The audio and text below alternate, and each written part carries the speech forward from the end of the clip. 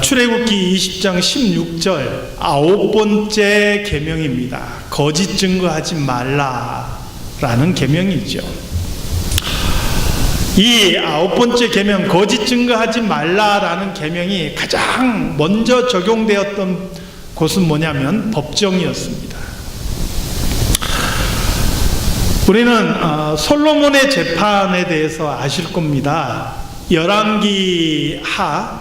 열왕기상이죠. 열왕기상 3장에 보면 솔로몬의 재판이 나옵니다. 두 여인이 솔로몬을 찾아왔어요.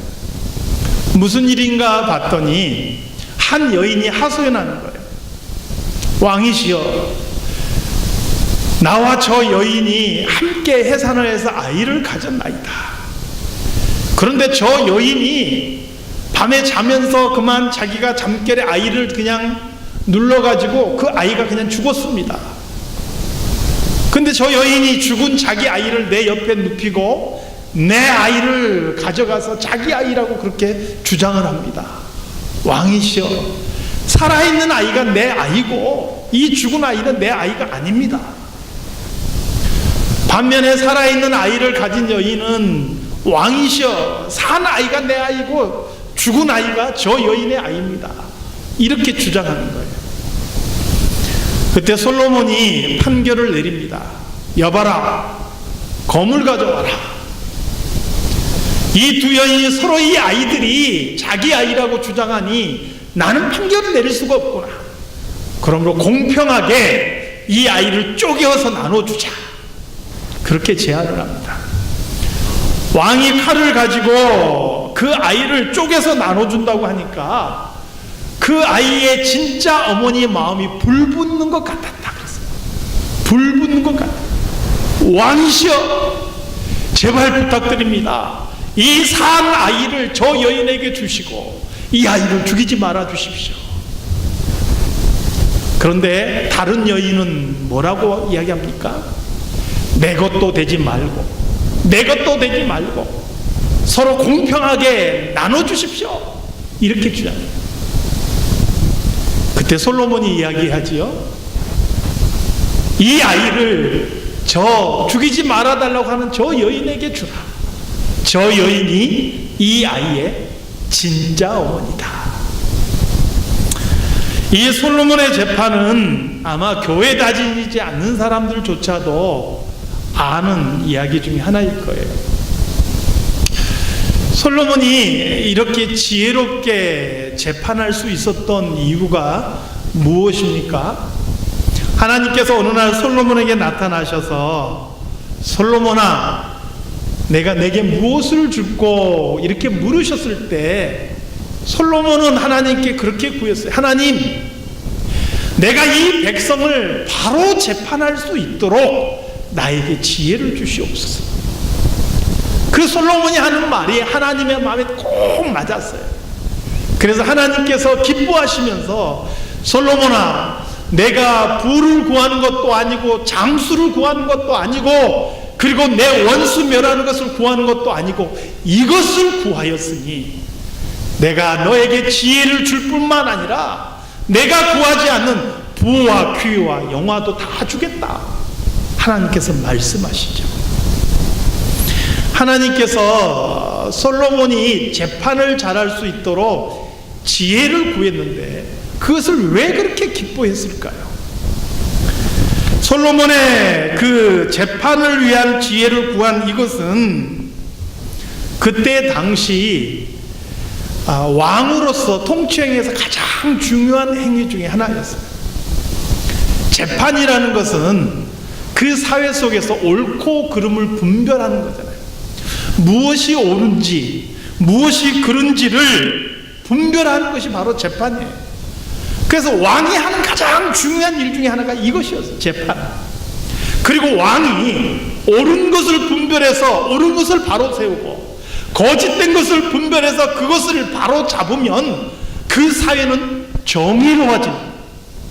그 사회가 정의로워지면 하나님의 법이 그 땅 위에 세워지는 것이고 하나님의 통치가 그 땅 위에 임하는 거예요. 그러니까 바른 재판이라는 것은 하나님의 뜻이 그 땅에 실현되는 너무나 중요한 방법이었다 하는 거예요. 그러므로 솔로몬이 그렇게 기도한 것이 하나님의 마음을 기쁘시게 했던 것이죠. 그때 당시 재판이 행해지는데 솔로몬은 하나님께서 주신 지혜가 있어서 증거도 없는데 증인도 없는데 옳고 그름을 잘 분별했지요. 그런데 대부분의 재판은 그렇게 행해지지 않았습니다. 그때 당시 지금처럼 CSI 첨단 과학기술이 있는 것도 아니에요. 그리고 아주 기가 막힌 셜록 홈즈처럼 기가 막힌 추리력을 가진 형사가 있는 것도 아니에요. 그때 당시에 재판이라는 것은 주로 증인들의 증언을 의지해서 재판을 했어요. 재판정은 어디가 됐을까요? 성문이 재판정이에요. 그래서 재판할 사람은 성문 앞에 서서 외치는 거예요. 그러면 그 성에 있는 장로들이 그 성문에 앉는 거예요. 그리고 사람들은 모여듭니다. 그리고 재판이 시작이 되는 거예요. 그러면 재판할 때 그 재판은 무엇에 의존하느냐? 증인들의 증언에 의존하는 거예요. 내가 이 사람이 이렇게 하는 것을 보았습니다. 그때 그 순간에 이 사람은 나와 함께 있었습니다. 이런 증언들이 그 재판에서 결정적인 역할을 감당하는 것이죠. 유죄인지 무죄인지 여부는요, 그 증인들의 증언에 의해서 좌우가 됐고요. 심지어 사형에 해당하는 그러한 재판조차도 증인들의 증언에 의해서 결정됐어요. 성경에 보니까요, 나봇이라는 사람이 나옵니다. 이 나봇이라는 사람은 북이스라엘 왕국 아합 왕이 다스리던 시대의 사람이에요. 근데 아합 왕이 이스라엘 역사에서 가장 악한 왕이었잖아요. 근데 이 사람이 자기 왕궁 근처에 뭔가 좀 가까운 땅에다가 채소밭을 만들고 싶은 마음이 있었어요. 어떤 땅이 좋은가 둘러보니까 나봇이란 사람의 포도원이 왕궁과 가까워요. 너무너무 마음에 드는 거예요. 나봇에게 이야기했어요. 내 포도원을 나에게 팔아라. 그런데 이 나봇이 왕의 요청을 거부합니다. 그 이유는 무엇입니까? 왕이시여, 이 포도원은 조상적부터 내려오던 기업입니다. 조상이 물려준 기업은 팔 수가 없습니다. 이것은 하나님의 법을 어기는 것입니다. 나봇이 거절해요. 여러분, 하나님의 뜻을 따르기 위해서 조상적부터 내려온 그 기업을 내가 팔 수 없다라는 나봇의 그 말은 정당한 거예요. 그 정당한 말을 들으면 인정할 줄 알아야 되는데 이 아합 왕은 마음에서 분노가 일었어요. 얼마나 마음이 분이 일어났는지요, 열이 나는 거예요. 그냥 알아 누웠어요. 그 마음의 그 분노와 욕심과 이 모든 것이 버무려서 알아 누운 거예요. 끙끙 앓고 있는데 그 안에 이세벨이 와서 왕이시여, 당신이 정말 이스라엘의 왕 아닙니까? 왜 이러고 있습니까? 나에게 맡기십시오. 이 이세벨이 거짓 증인들을 동원합니다. 그래서 이 거짓 증인들을 통해서 거짓 증언을 하게 하고요, 나봇이 하나님을 모욕했다라는 누명을 씌워서 그만 돌로 쳐 죽이고 말죠. 그리고 인자 없는 그 포도원을 아합 왕이 그냥 꿇고 삼키고 마는 거예요. 여러분, 두 명의 증인에 의해서 살인이 저질러지는 것을 보게 되죠. 그것뿐만이 아닙니다. 예수님의 재판 때에도 거짓 증인들이 등장하죠. 그 거짓 증인들의 증언에 따라서 예수님에게 사형이 언도되게 됩니다. 스데반의 순교는 어떻습니까? 역시 스데반의 순교 때도 거짓 증언들에 의해서 스데반이 돌에 맞아 죽는 것을 보게 되죠. 당시 재판이 증언에 의존하다 보니까 이 증언이 잘못되면 억울하게 희생당하는 사람들이 이렇게 나오게 되더라 하는 것이죠. 이렇게 거짓 증언을 통해서 재판이 잘못되고 그릇된 판결이 나오게 되면 그것은 곧 그 사회의 정의를 병들게 하는 거예요. 거짓을 부추기는 거예요. 그래서 하나님께서는 거짓 증언하는 것이 얼마나 잘못된 것인지를 여러 번 강조하면서 특별히 십계명에도 거짓 증언하지 말라 이렇게 말씀하고 있는 것이죠. 물론 성경에서는 증인들의 증언이 잘못되지 않도록 몇 가지 안전장치를 해놓습니다. 예를 들면 반드시 증인은 2명 이상의 증인이어야만이 효력이 있는 거예요. 한 사람의 증언만 가지고는 그 사람에게 죄를 물을 수가 없어요. 2명 이상의 증인이 있어야만이 죄를 물을 수 있는 거예요. 평소에 저 사람에게 악감정이 있고 뭔가 원수지간이다, 그 사람이 증언하는 증언은 효력이 있나요 없나요? 이것은 우리 교단 헌법에도 규정되어 있는 거예요. 어떤 사람을 고발할 때 평소 그 사람에게 감정이 좋지 않고 사이가 좋지 않는 사람이 그 사람에 대해서 고발하는 것은 받지 말라 이렇게 되어 있어요. 또 증인들의 증언이 받아들여져서 피의자를 죽이게 될 때는 먼저 그 증언한 증인이 그 사형당할 사람의 몸에 손을 대도록 했어요. 왜 그랬을까요? 이 사람의 증언으로 그 사람이 죽게 됐잖아요.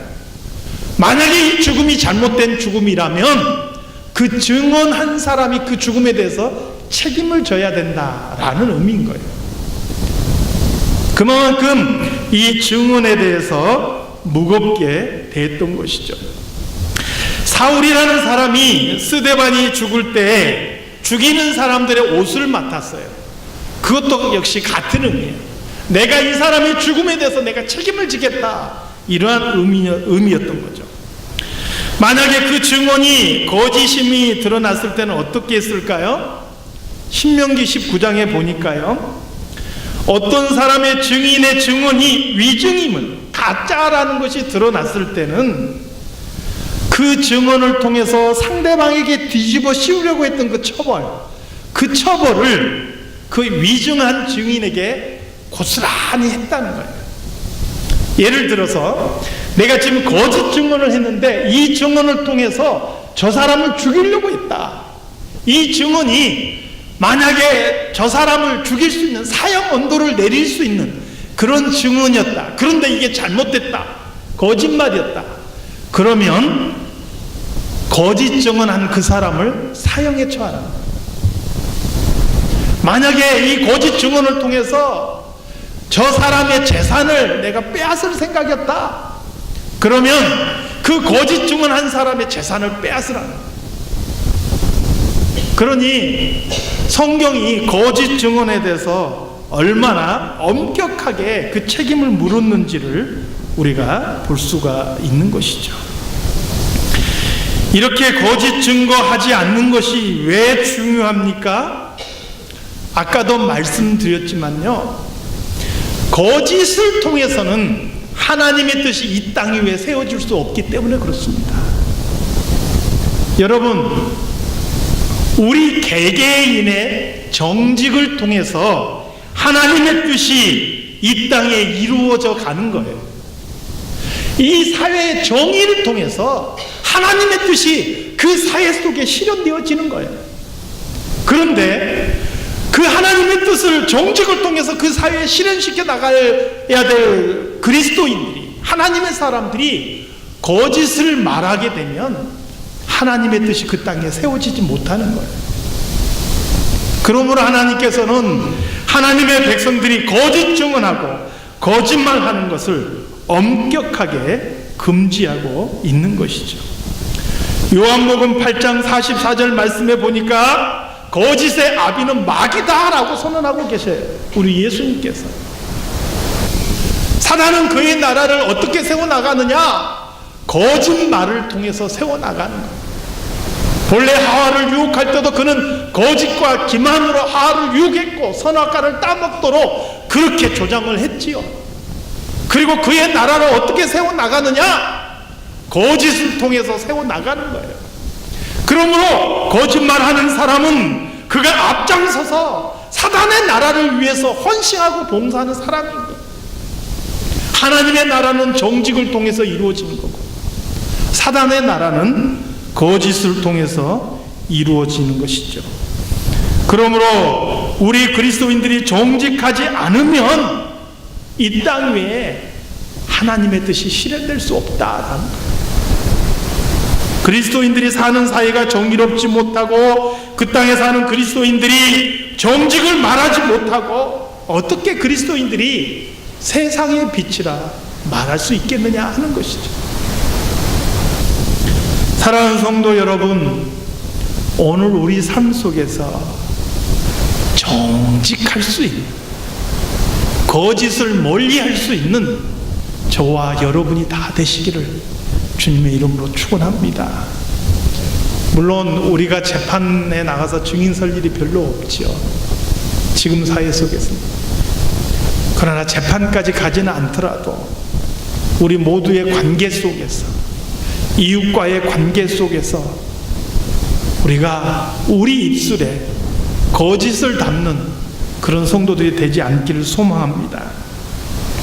여기서 중요한 것 중에 하나가요, 내가 적극적으로 거짓말을 하지 않았다고 해도 거짓을 보고 침묵하는 것도 거짓에 동참하는 행위라는 것을 기억하시기 바랍니다. 야고보서 4장 17절 말씀에 보니까 그러므로 사람이 선을 행할 줄 알고도 행하지 아니하면 죄니라 이렇게 말씀하십니다. 많은 사람들이 오해하는 것 중에 하나가 내가 남에게 해를 끼치지 않고 남에게 피해 주지 않고 내가 뭔가 하나님 말씀 어기지 않았으면 나는 죄 짓지 않았다라고 생각한다는 거예요. 그런데 성경은 더 적극적인 의미로 내가 마땅히 해야 될 일인데 하지 않았어도 그것은 죄다라고 이야기하는 거예요. 내가 선을 행해야 되는데 선을 행하지 않고 가만히 있었으면 그건 죄다라는 거예요. 거짓말을 하지 않았을 뿐만 아니라 거짓을 보고 침묵한 것만으로도 그것은 잘못된 것이다. 레위기 5장 1절 말씀에 보니까 마땅히 잘못된 것을 알고 거기에 대해서 증언해야 하는데도 불구하고 증언하지 않으면 이것은 거짓 증언에 해당한다라고 말씀합니다. 그 허물에 대해서 그에게로 돌아갈 것이다. 내가 증언하지 않음으로 인해서 누가 피해를 당했다면 그리고 그것이 드러났다면 바로 그 일에 대한 책임이 누구에게 있느냐? 증언하지 않는 사람에게 있다. 이렇게 말씀하고 있는 것이죠. 여러분, 그래서 소극적인 의미에서 거짓말하지 않는 것, 정직하게 행하는 것 중요하죠. 좀 더 적극적인 의미에서 나뿐만 아니라 내가 사는 사회가, 내가 속해 있는 공동체가, 내가 살아가는 이 지역사회가 좀 더 정의로워질 수 있도록, 거짓이 물러가고 정의가 세워질 수 있도록 그렇게 적극적으로 노력하는 것이 오늘 저와 여러분의 책임이기도 하다는 사실을 기억하시기 바랍니다. 우리 자신과 우리의 가정이 정직하고 바로 세워지고 또 우리 교회가 하나님 앞에서 정직한 교회로 그렇게 세워져 갈 수 있기를 우리 주님의 이름으로 축원합니다. 거짓 증언하는 사람들은 대개가 그 거짓말을 통해서 누리는 이익이 있기 때문에 그렇습니다. 거짓 증언하는 것을 통해서 내가 편드는 사람이나 나와 친한 사람이 뭔가 이익을 볼 수 있기 때문에, 또 거짓 증언함을 통해서 나에게 직접적인 이익이 오는 것이 있기 때문에, 또 거짓 증언하는 것을 통해서 어떤 세력가의 편을 들어줌으로 해서 추후에 그 사람에게 어떤 이익을 약속받은 것이 있기 때문에, 그렇기 때문에 거짓 증언을 하게 되는 것이죠.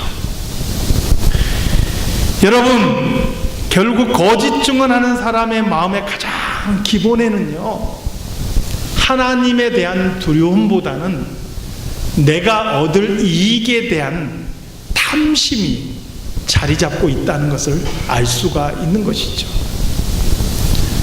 사랑하는 성도 여러분, 우리 마음의 탐심을 물리치고 거짓된 것을 멀리하고 하나님의 말씀에 따라서 정직한 길로 행할 수 있는 우리 모든 성도들이 다 되시기를 주님의 이름으로 축원합니다. 마지막으로 이 거짓에 대한 몇 가지 이야기를 좀 살펴보도록 하겠습니다. 이웃에게 상해를 끼치는 거짓말은 무조건 잘못된 것이죠. 이것은 제가 더 설명해 봐야 잔소리가 될 겁니다. 이웃에게 피해를 끼치는 유형의 모든 거짓말은요, 하나님 앞에서 죄가 된다는 것을 기억하시기 바랍니다.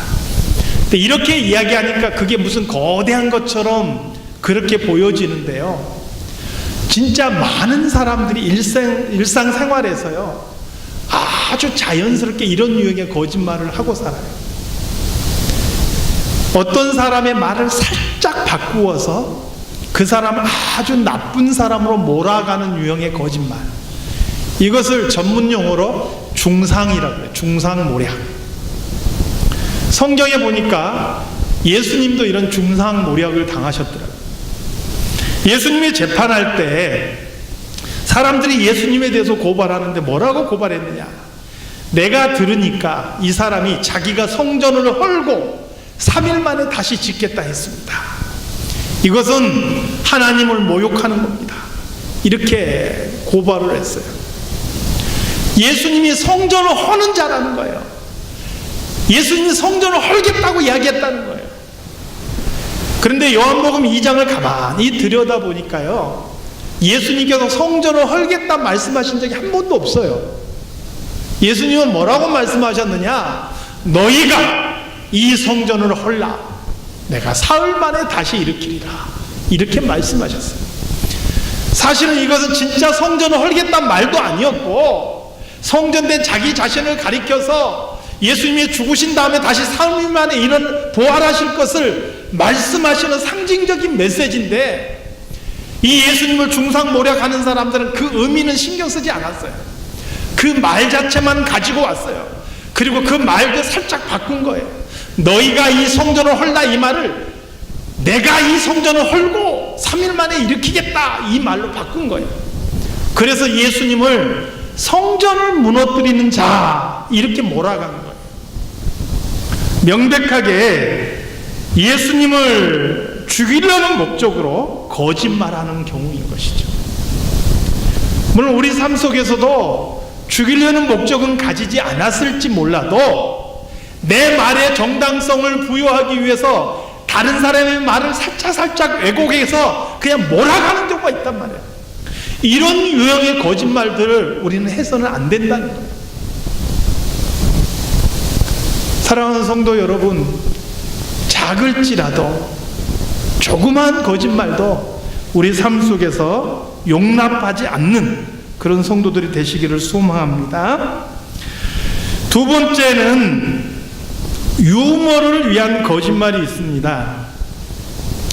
이 유머를 위한 거짓말은 듣는 사람도 말하는 사람도 거짓말인 줄 다 아는 경우예요. 그리고 그걸 듣고 막 깔깔거리고 웃고 즐거워하죠. 그럼 엄밀하게 말하면 이것은 거짓말입니까? 사실은 거짓말이라고 할 수가 없는 것이죠. 유머라는 것은 삶의 윤활유와 같은 것입니다. 그 유머를 통해서 웃음을 유발하고 그것을 통해서 서로 막 웃으면서 분위기를 부드럽게 바꿔 나갈 수 있는 거예요. 그래서 엄밀하게 말하면 이것은 거짓말이라고 할 수가 없는 것이죠. 문제는 아무리 유머를 위한 거짓말이라고 해도 그것이 품위를 잃어버리거나 도를 넘어서는 경우가 있다는 거예요. 아무리 웃자고 하는 얘기라도 사람의 감정을 상하게 하면서까지 그렇게 진행이 되는 그런 거짓말은 잘못된 것이다 하는 거예요. 사람이 감정 상하면 달래는 거예요. 야, 웃자고 하는 얘기인데 뭐 그걸 못 받아들이느냐. 웃자고 하는 얘기지만 도를 넘어서면 안 된다는 거예요. 그래서 유머로 하는 거짓말이라 할지라도 지켜야 될 선을 지키지 않으면 이것도 문제가 된다 하는 거 기억하시기 바랍니다. 세 번째로 예의로 하는 거짓말이 있어요. 예의로 하는 거짓말. 아유, 오늘 집사님 정말 예쁘시네요. 한 10년은 더 젊어 보이세요. 옆에 있는 사람이 툭 치면서 아이고 거짓말도 정도껏 해야지. 우리 집사님 저 주름살 뚜렷이 보이는데 뭘 10년은 젊어 보여. 정직해야지. 어떻게 생각하시나요? 여러분, 예의로 사람의 마음을 기쁘게 해주고 대화를 부드럽게 해주기 위해서 하는 이런 거짓말, 이런 경우에는요 너무 솔직한 것이 사람에게 상처가 될 수 있어요. 그래서 서양에서는요 이렇게 예의로 하는 거짓말들의 그 범위를 다 어떤 말로 하나로 딱 묶어서 사용하냐면 에티켓이라는 말을 사용해요. 상대방을 기분 좋게 해주는 거예요. 그것이 어떤 내 이익을 추구하기 위해서 아부하는 것이 아닌 범위 내에서 내 어떤 이익을 추구하기 위해서 아부하는 지나친 거짓말은 또 문제가 돼요. 그러나 적당한 선 내에서 상대방을 기분 좋게 해주고 그 다음에 예의를 지키기 위해서 하는 이런 거짓말은 사실은 거짓말의 범죄에 넣을 수 없는 것이죠.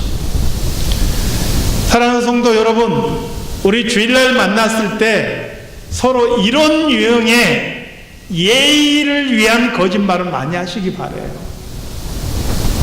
한번 옆 사람 봐보세요. 옆 사람 한번 보세요. 저 따라서 해보세요. 오늘따라 밝아 보이십니다. 아니, 서로 거짓말을 못 하시나 봐요. 오늘따라 예뻐 보이십니다.